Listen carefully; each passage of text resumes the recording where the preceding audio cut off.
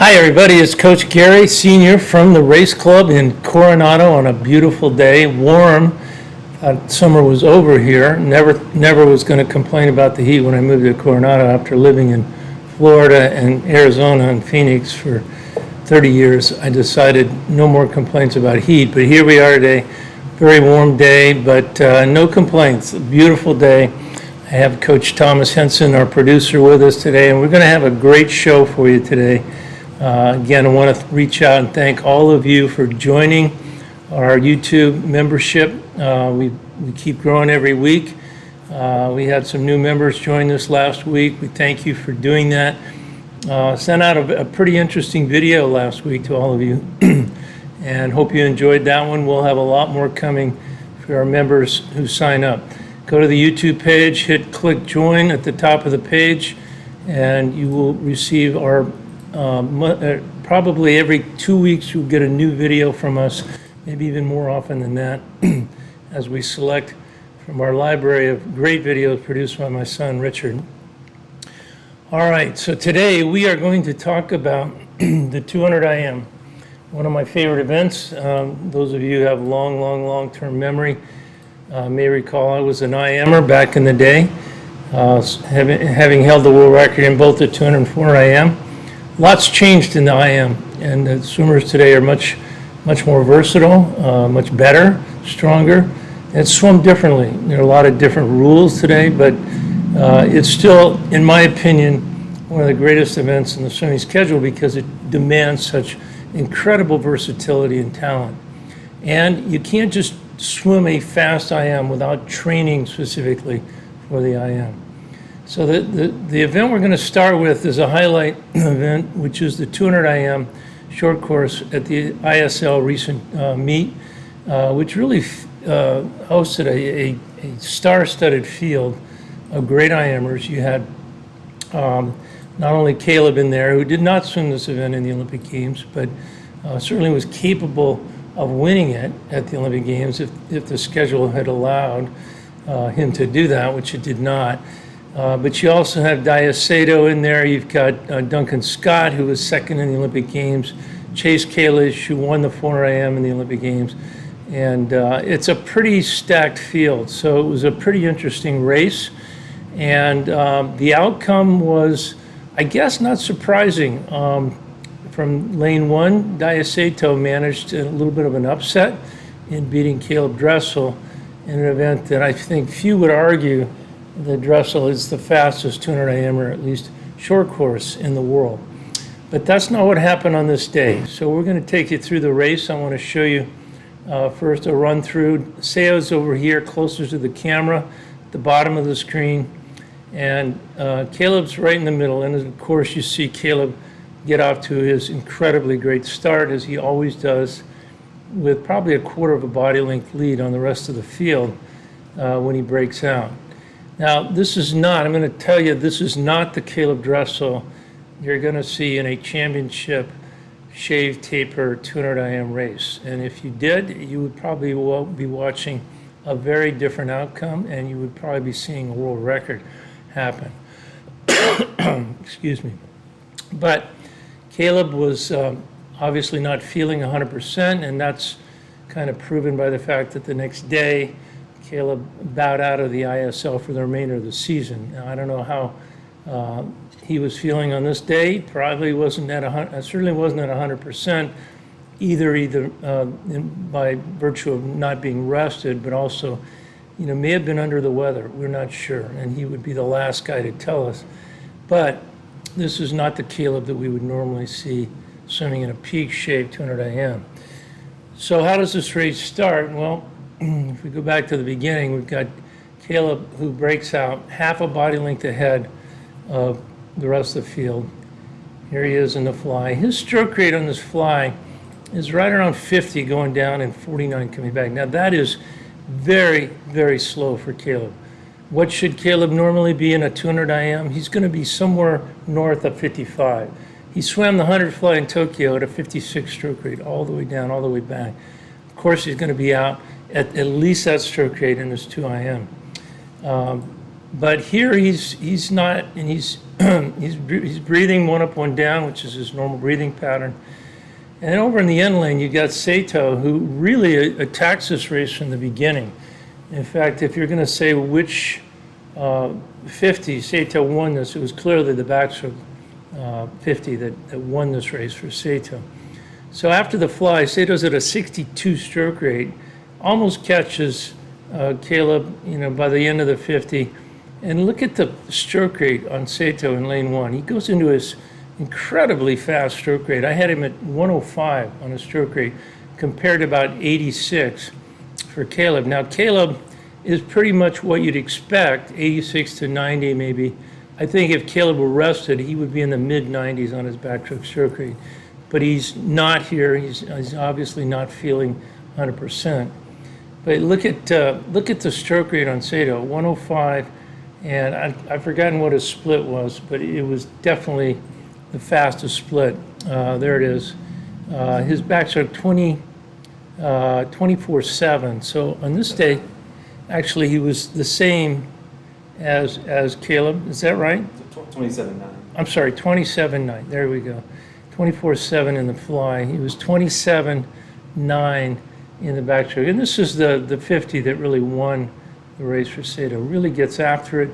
You're not going to see guys at 105 stroke rate in the 2IM very often, but he just jumps on the backstroke. And then going in the breaststroke, Sato is actually a better breaststroker than Caeleb. Caeleb's propulsion on his legs not as great as Sato. Sato's able to hold about a 38 stroke rate and still outsplits Caeleb. And his split in the breaststroke was 31 plus. Caeleb was a little bit slower than that. I don't remember exactly. We'll bring those splits up in a second. But you can see the tremendous propulsion that Sato gets. By the time he gets to the freestyle, he's pretty much got this race in hand. Now, Caeleb comes back really fast in the freestyle, especially considering he's not feeling all that great. But stroke rate-wise for Caeleb, about 42 to 44. If he's rested, I think he goes to about a 46 stroke rate. And then finishing here in the freestyle, you see Caeleb trying to come back on Sato, but Sato's going to hold him off. Their stroke rates are almost identical. They're right around 98 to 100. They're both using the hybrid. But here's the difference. And this is Sato using Caeleb's masterful trick of holding 4 strokes into the wall at the end of this race. Obviously, you're going to be gassed at the end of a 200, but when you put that head down and you go 4 strokes without a breath, as Sato does here, it probably pulls out the victory for him over Caeleb. And this is not the way Caeleb would normally finish a race. Here you see him breathing every cycle, all the way into the wall, taking a breath right before the wall. You can tell he's gassed at the end of that. I mean, he's coming back in 25 plus, but he's still, he's still hurting. And in the last 3 or 4 strokes, he just doesn't have the energy to put his head down, go into a 105 stroke rate into the wall the way he normally would. So Sato, nice job, great swim, 151 plus. Both of these guys, 151s, 151.1, 151.14, just 2 100s separating the two. Great finish for Caeleb at 25.7. But you look at the backstroke split, Sato 27.9 versus 28.9. That's a difference right there. Now let's take a second to look at Ryan Lochte's world record when he swam this in 2012, I believe. Swam a little bit differently. Now remember, this guy's shaved, rested, tapered. This is the World Championship short course. And look who's right next to Lochte in lane 3, Sato. And so you've got Laszlo Shea in here, Hagino's in lane 8. You've got Connor Dwyer over there in lane 2. Pretty amazing field. But Lochte, this was more closer to his prime. And, he had amazing underwater. So he takes advantage of that here in his fly. He's out quite a bit faster than both Caeleb and Sato. And 23, what was he? 23 something. Forget, 23.7. So he's a full second ahead of Lochte and Sato, or Caeleb and Sato. And then his underwaters on his backstroke are just amazing. He's one of the fastest Dolphin kickers underwater. And on his split, he's at 27 flat. And again, that's almost a full second faster than Sato was. And he does it with an 86 stroke rate. But a lot of that speed's coming from his underwaters. And then he goes into his breaststroke. Now, this is what I kind of consider to be, for most breaststrokers, the gold standard. It's about a 46 stroke rate. You've got guys like Michael Andrew and Sato who are able to split just as fast with a much slower stroke rate because they have more propulsion. But Lochte and Phelps and Caeleb don't train a lot of breaststroke, so they have to rely on that higher stroke rate. Here he goes into the freestyle ahead of the world record, and he finishes at almost the identical time as Sato, which was 27 flat. Not his best leg of these, but considering Caeleb's back in 25.7, not even shaved or tapered. But for at this point, after 3 amazing legs of 23.7, 27 flat, 31.7, it didn't take a whole lot for him to get home under the world record, and he goes 149.6. The record still holds, and it's a great swim. And Lochte was amazing on the underwaters. Strong in all 4 strokes, and this was kind of in his prime, able to get out in the fly at 23 plus, 27 flat on the backstroke, really killed the backstroke, and by the time he gets to the breaststroke, this race is pretty much over. Sato on this particular day, I think, went 152, I believe. Not as fast as he did in the ISL race just last week, but at that time I was pretty fast, and I think he may have placed second. I'm not sure. Shea might have been up there. Laszlo Shea. Anyway, you're watching one of the greatest IMers of all time, who had one of his best races that day. Beautiful crossover transition into the breaststroke and holding a 46 stroke rate. And that's kind of what we try to teach. Unless you have amazing propulsion like Chase Kalish does, or Michael Andrew, or Sato, you're not gonna be able to split 31 if you're not, turning over in breaststroke, and that's what Lochte does so well here. Great coupling, drops that head down underwater, but he really keeps that stroke rate high in the breaststroke. Doesn't give up anything here in the breaststroke, and then makes a turn into his famous hybrid freestyle as he finishes. If you check his stroke rate, he's like 95 on one side and 85 on the other. So he's around 90 to 92 stroke rate average between the 2 arms. Great kick off the wall. Notice how he did the up kick right away off that wall. Comes out and just really blasted home. Not the fastest split on the free ever, but still good enough to go under 150. All right, so those are 3 pretty good swims, but I look for Caeleb to be able to go well under 149.6 if and when he decides to swim this race. Rested, tapered, shaved, and ready to go. Keep in mind, he set the short course American record at the conference championship, not at the NC2A. He's not fully rested, and still swam an amazing swim there, as well as 100 breaststroke in that conference meet a few years back. All right, so one of the things I wanted to do now is I want to go back to show you Caeleb Dressel's 100 IM, which was a world record. And this is what Caeleb looks like when he's really ready to rip. Now, this was from last season at the ISL.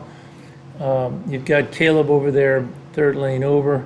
I mean, you just look how he just kills everybody on the start. Next to him was James Guy on one side. But his stroke rate was like 61. And this is 100 IM. This was not a 200 IM.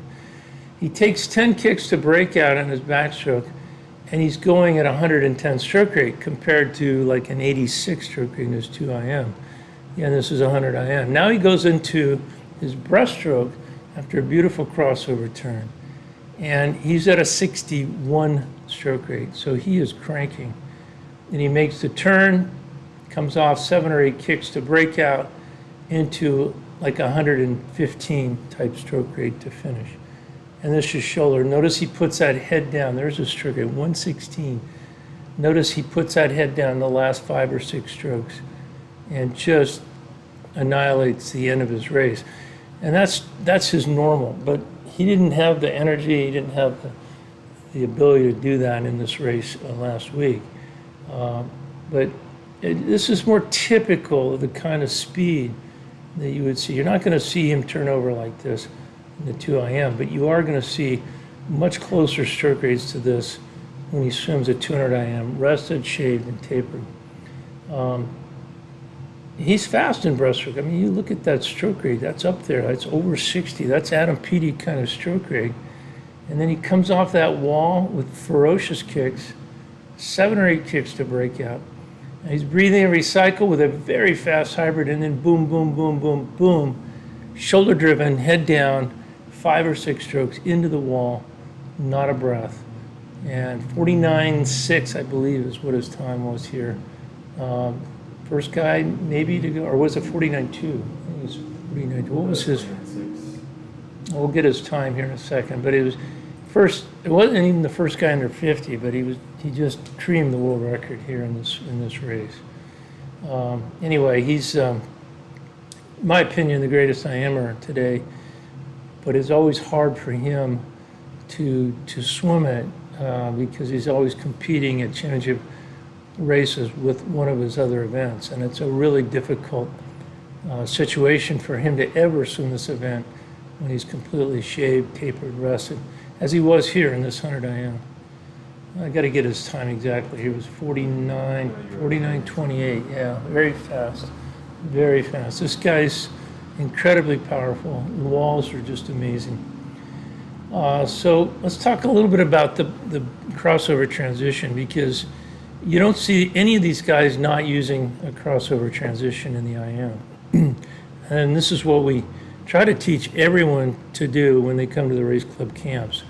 There are really 3 advantages of the crossover transition. One, first of all, in terms of speed, there's no comparison. If you measure the speed of an open turn versus a crossover transition, we're talking about at least a half a body length further ahead after the crossover transition.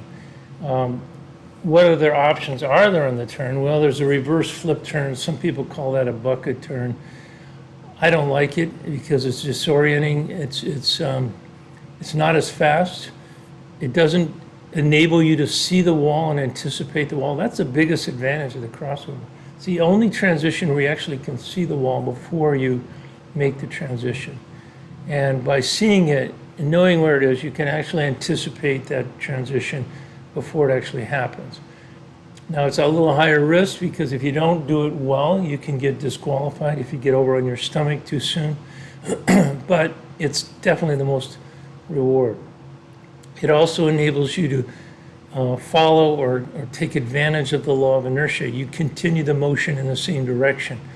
Here, this is a very young 15-year-old Samuel Quarles, who's a very fast swimmer here in Coronado, demonstrating the 5 steps of how we teach the crossover turn. This, of course, is the last step where he actually swims into the wall.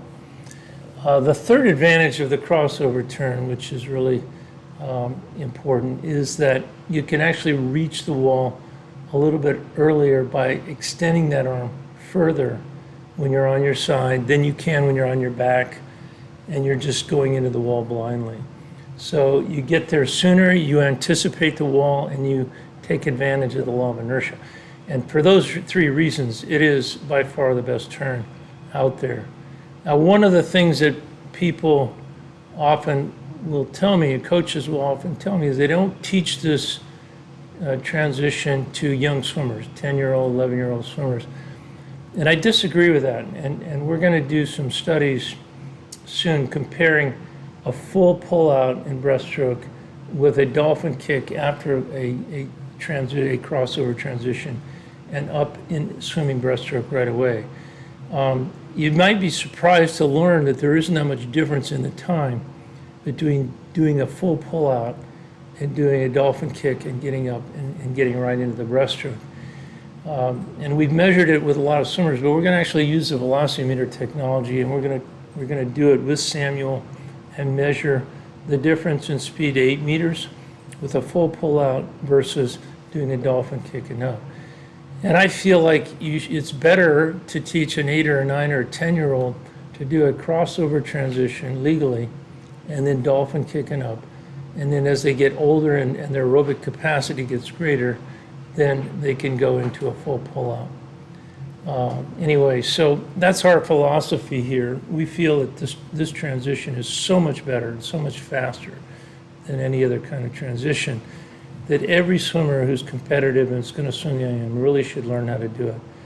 Now in the 4 IM, you know, and you get to that 100 and you're exhausted, it takes a lot of aerobic capacity to be able to do that turn into a full pull out. But again, we feel like sometimes it might be better just to do the dolphin kick and come up and get right into the breaststroke.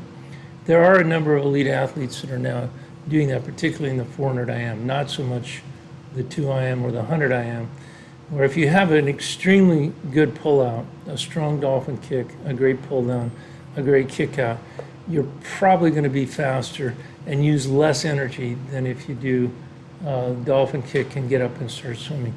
Remember, it takes more energy to swim breaststroke than it does to do a pull-out, but the difference is you get the breath right away. What we see happen with the 10-year-old is they'll go in, they do the crossover turn, they go under the pull-out, and they maybe do the dolphin kick and realize, oh my God, they panic. They got to get up and get air, so they go vertical. So they don't continue to hold that streamlined position, and they come right up to take the breath. And so they lose some really valuable time in doing that. And that's why a lot of coaches don't like to teach it to young swimmers, but I would rather see them dolphin kicking up than do a full pull-out with a crossover transition. All right, I think it's time to take some questions. Again, we went through those 5 steps. I didn't explain them in detail. You can find them on our website. If you want to go to theraceclub.com, you can find a video on each of the 5 steps. It's important to teach them the correct way, and if coaches, you don't know how to teach it, you can learn really quickly by watching those videos. You don't even have to know how to do it yourself, but you do have to know how to avoid the important things that might lead to their disqualification. But you know, I also tell every swimmer that we teach that they can expect at least once to get disqualified, and if they haven't done that, they're probably not going through the normal learning curve. We also don't tell them that we tell them not to do the crossover transition in competition until they've done at least 100 practices, and not just when they're rested, like 5 of them each day, but doing a set of maybe 20 50s where they go down backstroke, back breaststroke, doing the crossover transition on each one, so they're a little bit tired when they do it. And once they can get to 100 and they've done it well and they've done it legally on all 100, I think then they can start doing it in competition. It takes probably at least 500 to be really good at it, and to do it well with both hands, right, left, equally well, probably takes 1,000 practices, 500 on each side. And so it's not something we recommend that they learn to do it with both hands right away. First start with a strong hand on the wall, and eventually you can learn to do it either way, on left or right.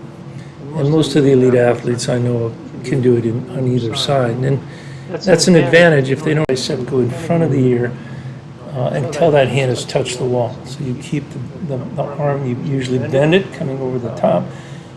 You see the wall, you're on your side, but you do not allow the bicep to come past your ear. Once you do that, the red flag's going to come up, or the hand's going to come up, and they're going to disqualify you. You have to touch, and then remember to rotate. Don't try to make the turn or transition happen from your side. Got to get over on your stomach and then make that transition. All right, let's take a couple of questions. Sebastian asks, tips for better kick, body position, and butterfly. Yeah, I mean, I think one of the keys in developing the kick and dolphin kick is developing the plantar flexibility of the ankle. The dolphin kick is tricky. You have to work it in both directions, the down kick and the up kick. Very easy to overbend the knees. Very easy to not point the toes soon enough against the body vortex. Then work on strength and fitness. You got to be strong and you have to be fit. You got to keep that motion going in both directions. One of our favorite drills and exercises for dolphin kick is vertical kicking with fins on, with arms and streamline. Very difficult to do for 45 seconds, taking 15 rests and then repeating that 5 to 10 times. All right. How can I keep my stroke composed after 150 meters? In a 2IM, it's very difficult. You have to think about, first of all, you have to be aerobically in tremendous shape to do a 200 IM or a 400 IM, 400 IM even more. And, we all saw, sadly, Michael Andrew not be able to finish his 200 IM in Tokyo, and that's just because of the training. This guy could do it if he trained differently, I believe, and I think most other coaches believe. But he treats it like 4 successive 50s, and you can kind of trick your body into 3 successive 50s, but in the 4th it says, no, you're not gonna pull that on me. This is a 200. This is not 450s. So, you got to be aerobically fit. That means you got to train a lot of freestyle short rests and really be able to, come home. That's one of the differences between Caeleb, who's, maybe he is the greatest sprinter of all time, but he can finish a 200. And it's because he has that aerobic training that Greg Troy gives him that enables him to come back. Imagine a guy not feeling that great and still coming back in 25.7 at the end of his 2IM. And, he wasn't rested. He wasn't at his very best, but that's still a fast last 50. And, Michael's coming back in 31 plus long course, which is 10 seconds slower than he swims the 50 long course. There's just no reason for a guy as good as he is in all 4 strokes not to be the greatest 200 IMer in the world, and I think he would be. Diego asks, dolphin kick during breakout useful or not? We're talking about in the breaststroke pullout. Obviously, you want to use a strong dolphin kick. If you're talking about any breakout, dolphin kick is important, but you have to measure your dolphin kick speed and compare it with whatever race we're talking about, whether it's backstroke, fly, or freestyle. You have to know what your speed is in freestyle or backstroke and fly and compare it with your dolphin kick speed on your stomach or on your back to really understand how many dolphin kicks you need to take underwater, or if any at all. Most of the master swimmers that we teach actually are slower taking dolphin kicks than they are doing flutter kicks, just coming off the wall, taking immediate flutter kick and coming up and swimming. If they're swimming fly, it should be 1 or 2 kicks and up. Same in backstroke for masters, but unless they're good kickers. There are a few masters swimmers, not many, but there are a few that are extremely good kickers, and those guys can stay down longer. But you really need to know how many kicks or what your dolphin kick speed is and compare that with your 25 speed of whatever stroke we're comparing with. And it'll be different. And general rule of thumb is if for example, you're a 3 kick and up on freestyle, that means you should be 4 and up on fly and 5 and up on backstroke. So we add 1 kick for fly and 1 more for backstroke. And that's pretty common. It may be a little different depending on your backstroke speed or your fly speed, but that's a general rule of thumb. Larry Lee asks, I swim 1-2-1 in dolphin kick, pigeon toe on down kick only or both down up kicks? No, it's a great question. The pigeon toeing occurs on the way down, not on the way up. And so when you're pressing down those feet, you're not going to think about pigeon toeing your ankle or your foot inward. It's going to go wherever the force of the water on the top of your foot is going to take it. And those that have extremely, what I call planar flexibility, with pigeon toe planar flexibility, which is the ability to invert the foot, turn it inward, are going to actually almost have their feet pointing toward each other on the down kick. Now, why is that better? It's better because now they're traversing the slipstream or their body vortex almost sideways as they go through it. most of the greatest acceleration occurs not at the beginning of the down kick, but as the feet pass down through the body vortex. And it's different for everyone, but that's where it usually is the greatest. The more transverse the foot is as it goes down through the body vortex, the more propulsion you get. And if you have a lot of flexibility, which I do, and I point my toes straight backward on the down kick, like a ballerina, I lose a lot of propulsion. So by allowing them to turn in the way they're naturally going to turn, I get a lot more propulsion on the down kick. Now on the up kick, it's very different. You're using the bottom of your foot, and you're trying to catch the foot vortex on the way down. So you actually don't want your toes to point in. You want to point them straight backward, and with the bottom of your foot and those toes catch that foot vortex on the initiation of your up kick. One of the biggest problems we see is not letting or allowing the foot to hang too long on the down kick, and then the foot misses the foot vortex. And what I mean by that is as the foot moves down, it creates its own vortex besides the body vortex, which is behind the swimmer, the slipstream. The foot is creating a secondary vortex, and you kick back against that. So if your toes point back right away, the toes catch the edge of that foot vortex, and you get a lot of acceleration at the initiation of the up kick. You then get more acceleration as you pass up through the body vortex. Today I'm looking at a velocity meter, and for the first time I'm actually seeing a swimmer that has 5 points of acceleration. I've never seen that before. There was actually 2 on the way down, 1 at the initiation of the down kick. It wasn't very big. And then a pretty big one as she passed down through the body vortex on the way down. But on the way up, she actually caught 3 different vortices, and I'm not sure exactly how she did that. She pointed her toe early enough to catch a little acceleration at the initiation of the up kick. She got a big acceleration as she pulled her feet up through the body vortex. In fact, she increased her velocity like by 0.56 or 0.6 meters per second. That's a lot for the up kick. But then as she moved the foot even further up into the body vortex, she caught a little third acceleration point. Never seen that before. She actually had 5 different points where she got propulsion. Now the bad news is that she managed to continue that hard motion with her up kick and bend her knees to almost 90 degrees, and she lost around 50% of her velocity from overbending the knees. And what should you lose in that? 30 to 40%. So all the acceleration she gained on the up kick, she pretty much threw it away by overbending the knees. Anyway, that was fascinating to me because I've never seen 5 different acceleration points. First time. Fascinating because dolphin kick is not the same for anyone. It's different on every single swimmer that we look at. Okay, let's take another question. Hopefully, Larry, that helps. Just remember, on the way down, let the foot turn in. It's going to go wherever it's going to go from the pressure on the top of the foot. On the way up, though, you want to point those toes straight back and catch that foot vortex on the way up. Sebastian says, thanks for the help on the kick. And the tuner fly, how can I help keep my stroke composed? You know, it's...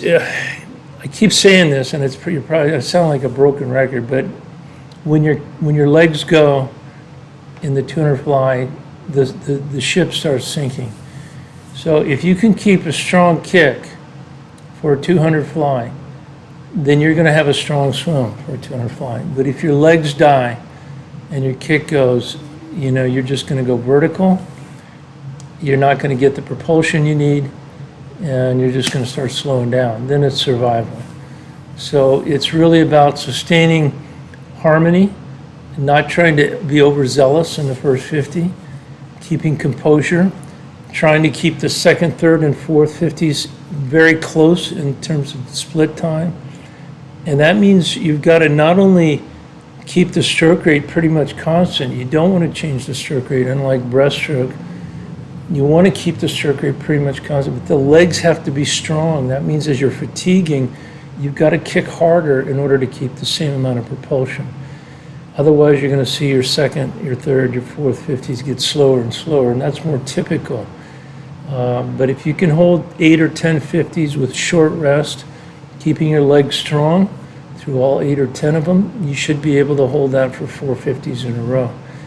And you're trying to think of this not as a 200, but as 4 50s with short rest. That's what it is.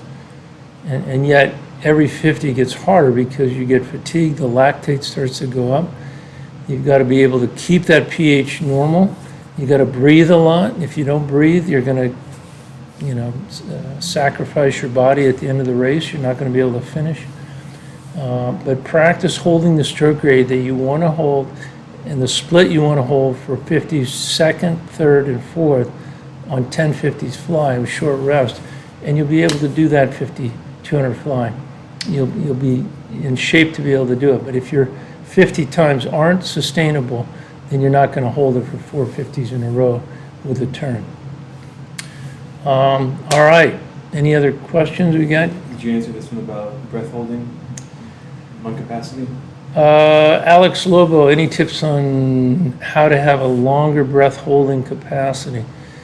Remember, you really don't want to hold your breath in any race other than a 50 or the last 4 or 5 or 6 or 8 strokes. I mean, I think Thomas has shown that the end of Caeleb Dressel's 100 free, where he actually holds 13 strokes into the wall. Can you imagine that? He's breathing every cycle all the way down, all the way back. But for 13 strokes into the wall, he doesn't breathe. Do we have that video? Can we show that? So, that isn't something you just decide to do the night before the race. Trust me. I mean, he practiced the breath holding at the end of his race, going into a high octane. And don't forget, who started this, in my opinion, who really popularized this technique. Here's this 100 free. Look at that head down. 13 strokes from the 15-meter mark, not a breath, into the wall. And he doesn't do that, and Chalmers wins the gold medal. I mean, Chalmers is coming on like gangbusters. I mean, Chalmers is even Steven. But notice Chalmers over here in the yellow cap. He breathes. He's breathing every cycle all the way to the wall. And if Chalmers would use that same trick, I think Chalmers wins that race and Caeleb is second. But practice breathing on your freestyle sats, whether they're 100s or 200s or 75s or 400s. Practice breathing or not breathing 5 or 6 or 8 strokes into the wall. Probably 5 is the most realistic number you're going to reach. But when you do that and you finish your race that way, I guarantee you're going to win some races that you otherwise would not win. And, we taught Nathan to do this back in 2008, where he would go medium octane, 100 freestyle, breathe every cycle, 8 strokes into the wall without a breath, high octane, straight arm, fast stroke rate. He'd go from around 90-ish up to over 100 in the last 8 strokes into the wall. And I don't know how many races Nathan won by 100th of a second, but there was a lot, including the gold medal in London in 2012. So practice that. The other thing, when you're doing 25s and you're practicing for the 50, do it without a breath. Try to breath hold. Breath holding in anything over a 50 really doesn't turn out to be very beneficial. And the only reason it helps you at the end of a race to finish is because it enables you to get your stroke rate back up. And that usually increases your speed.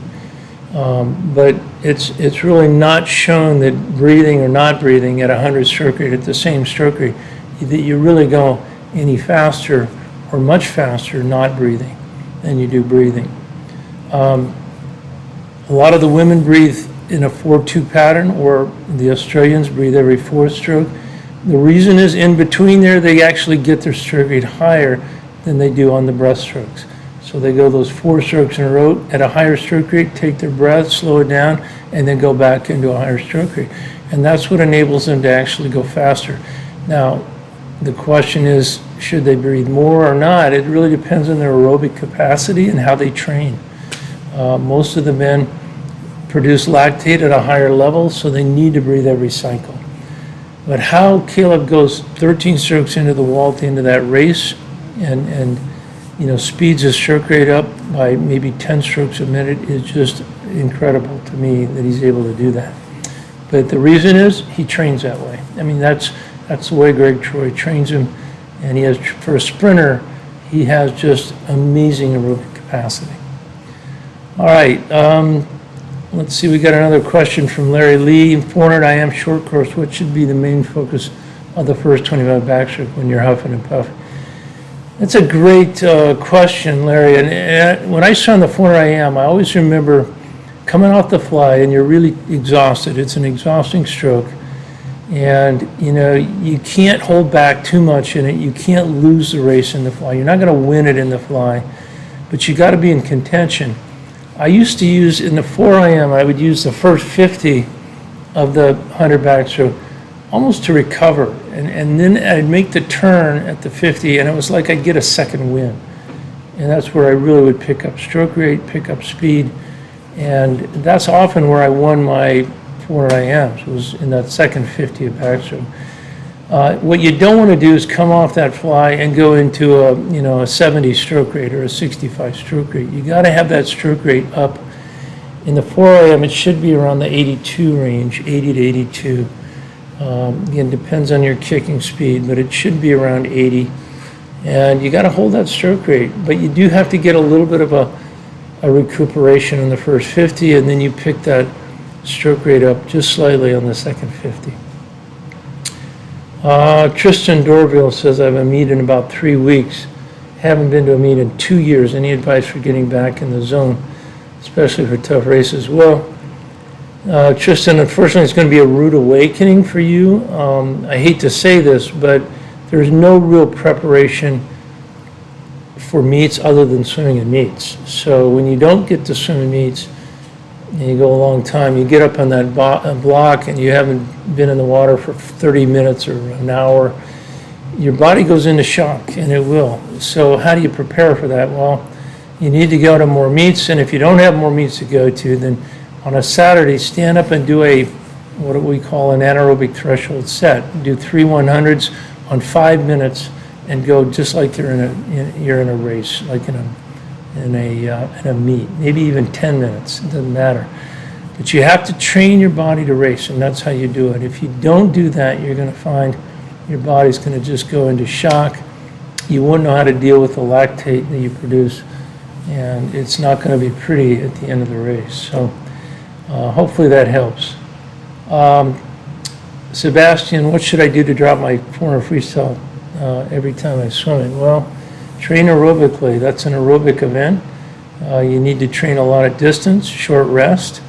You need to train at the right stroke rate. I don't know what you can manage or handle, but the majority of the 400 freestylers are swimming at an 86 to 40 or to 90 stroke rate, and that's where you want to be, somewhere in that range. If you're a master swimmer, you're not going to get that fast. You maybe try to hold an 80 stroke rate or whatever you can manage. If you're a hip-driven freestyler and you got a mega kick, then that stroke rate drops down lower. But you don't see that many swimmers, great swimmers in the 400 doing a hip-driven technique. In fact, almost zero. There were a few like Sun Yang who did, Ian Thorpe, but the majority now are using a hybrid or even a shoulder-driven technique in the 400.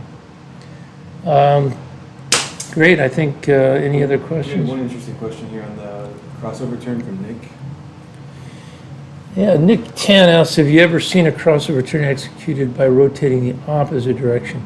You can do it actually in either direction, but I've learned that there's one side of rotation that's better than the other. So if I'm going to touch with my right hand going into the wall, I want my left legs to come over to the side, not over above, but to the side on the right side, on the opposite side. So as I come in, those legs need to come to the opposite side, and the toes are actually going to be pointed in the opposite direction I am when I hit the wall with my hand. So I'm looking that way, but when I hit the wall with my feet, I'm going to be pointing the opposite direction. Now, I've seen swimmers that do it the opposite way, and they rotate with their legs on the same side they're touching with their hand. I don't think it's as fast, and I don't think it's as efficient as going with the opposite in the opposite direction. So if you're going to touch with the right, think about getting your toes pointed the opposite direction of the way you're facing when you're on your side, going into the walls. With the left, it's just the opposite. And try not to bring the feet over the top, but bring the feet around to the side. You want those feet to be not straight up and down like a freestyle turn or a backstroke turn. You want them to be angled because you're technically supposed to be leaving that wall on your stomach. Nobody does, but you get over on that stomach really quickly. Otherwise, if you're on your back when you push off, there's a good chance you're not going to be on your side or on your stomach by the time your toes leave the wall. So there's a greater chance you can get DQ'd for the body position as you leave the wall. Most of the disqualifications are occurring for getting over on the stomach too soon. Remember, you have to touch that wall before you rotate, and when you do touch the wall, you got to make that rotation happen, because if you don't and you try to do it from your side, you're going to get it all messed up. Any other questions here, Thomas? I think that's it. All right, well, thank you for joining us today. It was great. I love talking about the IM, as you can tell. It's an amazing event, and I am an extinct breed of IMer, ones that couldn't do breaststroke. Today, the breaststrokers own the IM. They work on the crossover transition. Remember those stroke rates for the 2 IM, they're going to be different than the 100 IM and the 400 IM, but you need to get your stroke rate up to where it's appropriate for the race, and you have to train at those stroke rates. You can't expect to get to those stroke rates in races without training that way. So next week, I think we're back on to freestyle again. We're going to do another comparison of Brad Tandy's series. Thomas, what have we got scheduled for next week? You know? I'm not sure yet. I thought we could do something about Tandy. So there's a couple things we've released just recently in our episode. One was full extension versus early release with the hand. Do we push out the back, or do we let the hand release and get it back out in front, increasing our stroke rate? That's a very important question to ask. So we're going to address that. It turned out with Brad, he was definitely better one way than the other, but I'm not going to tell you which way. You're going to have to tune in next week to our show and watch it, and we'll show you the difference and how it changed things for him. It's really important because everybody's different. When he went to a higher stroke rate, it cost him in